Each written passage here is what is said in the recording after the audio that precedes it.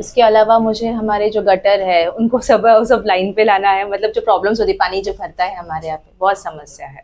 उसके अलावा आज भी हमें पानी के इश्यूज आते हैं, जब गर्मी का सीजन आता है तभी भी इश्यूज होता है। 2 दिन पानी नहीं आता, उससे भी बहुत जगह ऐसा है कि नहीं आता आज भी। उसी बना ग्राउंड है और वो सिर्फ दे दिए गए, उसका कुछ बोलते हैं ना, उस पर देखा नहीं देता है, या फिर उसका सिक्योरिटी नहीं होता है, या फिर वैसे सिर्फ खुले छोड़ दिए गए हैं।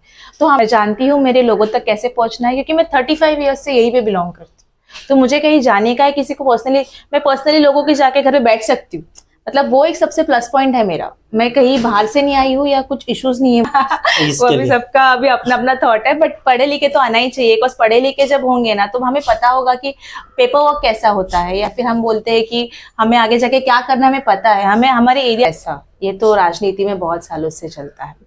बट लोगों को इस चीज की वजह से पता नहीं चलता कि जो असली दावेदार है वो थोड़े दिन का तुम पैसा लेके भाग जाओगे भाई, पर 5 साल वो जब काम नहीं करेगा तब आप ही रोते बैठोगे। फर्स्ट टाइम आम लोग तो चाहिए, यूथ भी चाहिए, जिसका फ्यूचर विजन है वो भी चाहिए, और एजुकेटेड भी चाहिए। बस यही एक गोल है, सबको लेकर चलना, सबके लिए कुछ करना है हमारा। हिंद, मैं रिजवान, इस वक्त मैं प्रभाग क्रमांक 23 में हूँ और हमारे सामने शिवसेना यूबीटी के कैंडिडेट उम्मीदवार जो हैं, बहुत सारे सवाल हम उनसे करने वाले हैं कि जो वसई विरार महानगर पालिका के चुनाव चल रहे हैं उनमें जनता के बीच जब वो जाएंगे किन किन मुद्दों पर बात करें। नमस्कार मैडम, मैं सबसे पहले आपसे यही जानूंगा कि वसई विरार महानगर पालिका में बहुत सारी पार्टियां चुनाव में पार्टिसिपेट कर रही हैं और आपके भी प्रभाग से बहुत सारे लोग पार्टिसिपेट कर रहे हैं। तो वसई विरार में जो आपके प्रभाग में है लोग, आपके प्रभाग में जो है आपका क्या विजन क्या है, यहाँ पर जो प्रभाग की समस्याएं हैं, किन किन चीजों पर आप लोगों के लिए काम करने के बारे में सोच रहे हो फ्यूचर में? सबसे पहले यूथ पे काम करना है, उनके लिए कुछ एजुकेशन और फ्यूचर प्लान करना है। उसके अलावा मुझे हमारे जो गटर है उनको सब लाइन पे लाना है, मतलब जो प्रॉब्लम्स होती है, पानी जो भरता है हमारे यहाँ पे बहुत समस्या है। उसके अलावा आज भी हमें पानी के इश्यूज आते हैं, जब गर्मी का सीजन आता है तभी भी इश्यूज होता है। 2 दिन पानी नहीं आता, उससे भी बहुत जगह ऐसा है कि नहीं आता आज भी। उसके अलावा अगर बात करें बिजली, तो बिजली आज भी कटती है। अगर कुछ इश्यूज है, कोई ऑफिस वाला बंदा है तो उनको ये सारी चीज़ों से जाना पड़ता है। उसके अलावा जो हमारे एजेड लोग हैं उनको चलने के लिए रास्ते ही नहीं है, अगर आप जाओगे तो बाहर कोई ना कोई गाड़ियाँ आपको तकलीफ देगी। उसके अलावा पार्किंग का इश्यूज है, हर जगह पे आपको गाड़ियाँ ही गाड़ी दिखेगी, कोई पार्किंग का कोई मैनेजमेंट नहीं है। वसई विरार के अंदर एक सबसे बड़ी समस्या ये भी रही है कि जो सड़कें हैं वसई विरार के अंदर अवैध बाजार लगाया जाता है। ऐसा कोई यहाँ पर है कि अवैध तरह से जो बाजार लगाया जाता है लोगों को समस्याएं हो रही है प्रभाग के अंदर? जी हाँ, कैसे होता है कि पहले हमारे यहाँ पे लगाया गया था कि एक जगह दी गई थी कि वहीं पे हमें लगाना है सब उनकी जो स्टॉल्स है, बट अभी नहीं है वैसा, लोग अपने हिसाब से कहीं पे भी लगाते हैं। तो उसकी वजह से क्या होता है, लोगों को तकलीफ होती है, लोगों को आने जाने में तकलीफ होती है। हाँ, कुछ लोगों को लगता है नहीं मेरे नजदीक में पड़ता है, बट उसकी वजह से वहां पे कितना गंदगी होता है, कितना प्रॉब्लम्स आती है, वो नहीं वो लोग देखते। तो वो सब चीजें एक लाइन पे आनी चाहिए, एक ही जगह मिलेगी तो लोगों को भी सुविधा होगी और हमें भी जाने आने के लिए आसानी पड़ेगी। आपके प्रभाग में बहुत सारे जो लोगों के लिए खेलने के लिए मैदान, ग्राउंड्स वगैरह बनाए गए हैं, आज जब मैं देख रहा था उसकी सिचुएशन, हालात अच्छे नहीं है। जी जी, कैसे होता है कि बना ग्राउंड है और वो सिर्फ दे दिए गए, उसका कुछ बोलते हैं ना, उस पर देखा नहीं देता है, या फिर उसका सिक्योरिटी नहीं होता है, या फिर वैसे सिर्फ खुले छोड़ दिए गए हैं।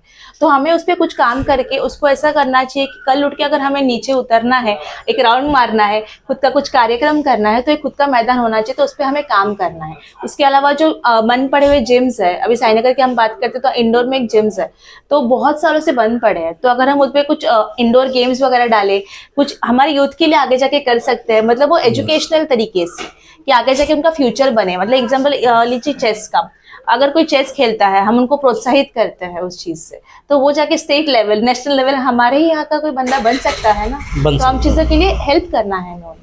जब आप कॉर्पोरेशन के अंदर जाएंगे, बहुत सारे टैक्स जो जाते हैं कॉर्पोरेशन के अंदर, कहीं ना कहीं लोगों को फैसिलिटीज नहीं मिलती है, और जब उन चीजों को हम डेटा निकालते हैं तो ये पेपर पे दिखाया जाता है कि ये प्रभाग में, ये वार्ड में काम कर दिया गया है, पर जमीनी स्थिति पे बड़े मात्रा पे भ्रष्टाचार दिखाई देता है। तो आप इन चीजों के बारे में कैसे हैंडल करेंगे? सबसे पहली बात तो यही पे मेरा मुद्दा है कि मैं एक लोकल हूँ, मैं जानती हूँ यहाँ पे क्या समस्या है, मैं जानती हूँ मेरे लोगों तक कैसे पहुंचना है, क्योंकि मैं 35 ईयर्स से यही पे बिलोंग करती हूँ।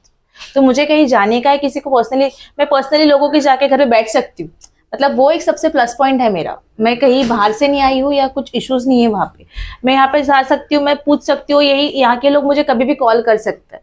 तो वो एक प्लस पॉइंट होता है। तो इश्यूज की अगर हम बात करते हैं तो हम कभी भी समस्या उनकी सॉल्व कर सकते हैं वहाँ पे। जीत की दावेदारी कितना % रहेगा आपका?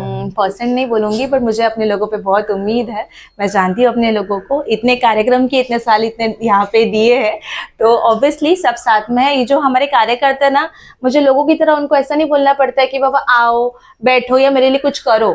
ये खुद करते हैं, खुद आते हैं, सुबह से आके खुद बैठते हैं और खुद ही ये लोग सब चीजें करते हैं। So, वो डिफरेंस आपके प्रभाग में, प्रभाग 23 जिस वक्त मैं यहाँ पर हूँ, जो मीडिया, न्यूज मीडिया के भी लोग यहाँ के कैंडिडेट हैं अपोजिशन पार्टी के, जो आपके अगेंस्ट में। जी जी, इन चीजों को आप किस तरह से देखते हैं? क्या मीडिया को भी इन चीजों में आना चाहिए? वो उनका व्यक्तिगत इशू है। अभी उनको लगता है कि वो उनके लिए सक्षम है तो बिंदास कीजिएगा, मैं उनको कुछ ऐसा नेगेटिव नहीं बोलूंगी, वो उनका खुद का एक अपना पर्सनल चॉइस है।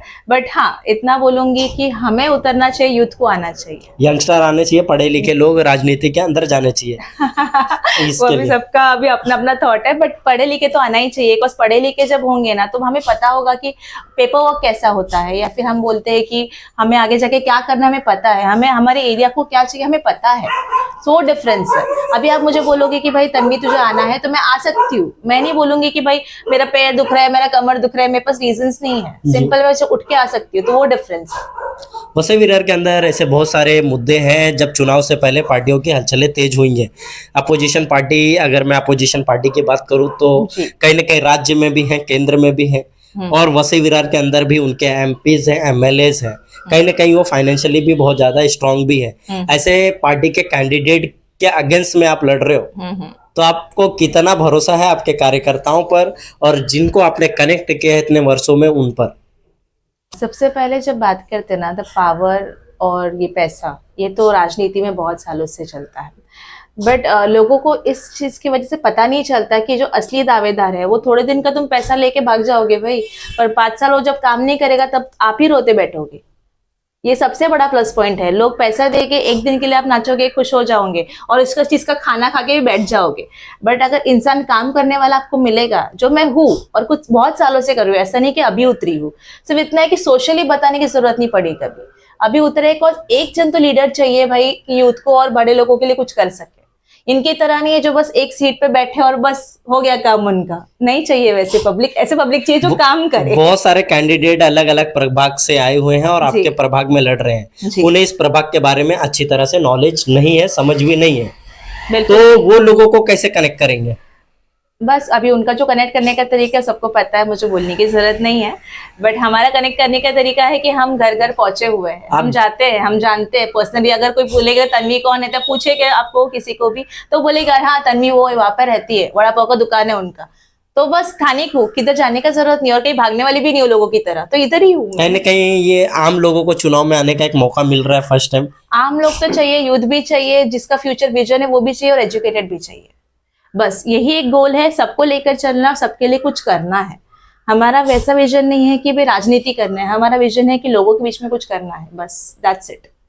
तो जैसे कि अभी मैम से मैंने बात किया, और वो प्रभाग क्रमांक 23 वसई वेस्ट, युवा चेहरा, एक यंगस्टर वसई विरार के महानगर पालिका चुनाव में अगर चुनकर आता है तो कहीं ना कहीं यहाँ के जो वार्ड होते हैं, प्रभाग होते हैं, गलियां होती हैं और हर एक सोसाइटी होती है, वो उनसे कनेक्ट होते हैं। अगर जब भी एक दूसरे की जरूरत पड़ती है वो वहाँ पर अवेलेबल हो सकते हैं। तो जैसे भी हमने पिछले कई वर्षों में राजनीति को देखा है और बदलते हुए भी देखा है, पैसे के बल पर, पावर के बल पर बहुत सारी चीजें, राजनीतिक गतिविधियां बदली हैं। तो मैं इस वीडियो के माध्यम से जो भी सोशल मीडिया पे इन चीजों को देखते हैं, मैं उनसे यही रिक्वेस्ट हमेशा से करता आया हूँ कि पैसे के दम पर आप वोट किसी को ना दे, धर्म जाति के नाम पर वोट किसी को ना दे, और जो एजुकेटेड लोग हैं, जैसे यंगस्टर लोग हैं, जैसे कि अभी मैम ने बताया कि युवा चेहरा एजुकेटेड, जब वो वसई विरार कॉर्पोरेशन में जाएगा तो कहीं ना कहीं वो मिडिल क्लास की एक ताकत बनता है, और मिडिल क्लास की जब वो ताकत बनता है तो जो हम टैक्स भरते हैं उसको, हक जो हमारा होता है, उसके लिए वो अपनी आवाजों को हमारे लिए बुलंद कर सकता है। तो ऐसे ही वीडियोस देखते रहिए और शेयर करते रहिए। जय हिंद, जय महाराष्ट्र।